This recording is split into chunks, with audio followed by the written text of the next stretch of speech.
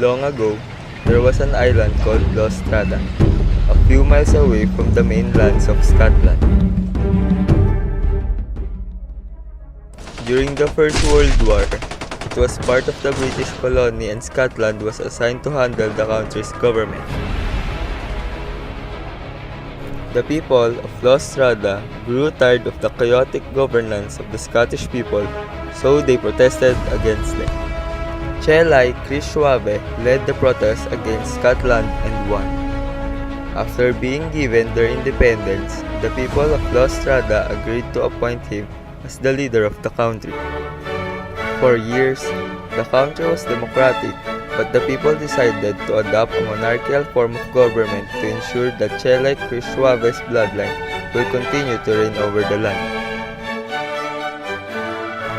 During the declaration of the monarchical government, they have also changed the name of the country to Lostrada Krishwabe to honor their leader Chelai for winning their independence from Scotland.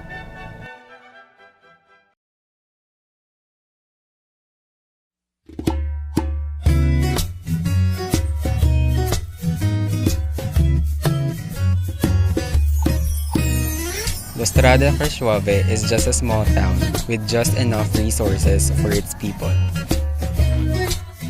During 1902, Chelai had to monopolize trading in the country to be able to distribute the resources equally to its people. He appointed only 10 firms for each industry to handle trading in the country. Today, conglomerations have formed but still these 10 are the ones handling trade up until today.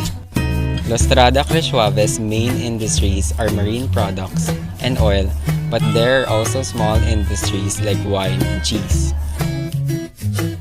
The country recently signed a trade deal with Korea to supply Lostrada Krishwabe with agricultural products, and in return, the country will provide marine products for Korea.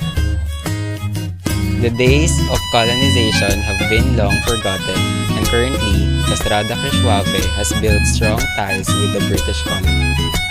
They have also started to open trade with the United States.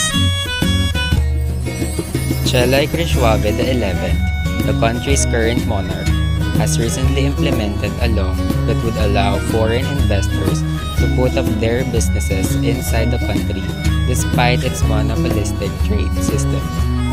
Despite being a small island, Lostrada Krishwabe never fell short in competing with the global market.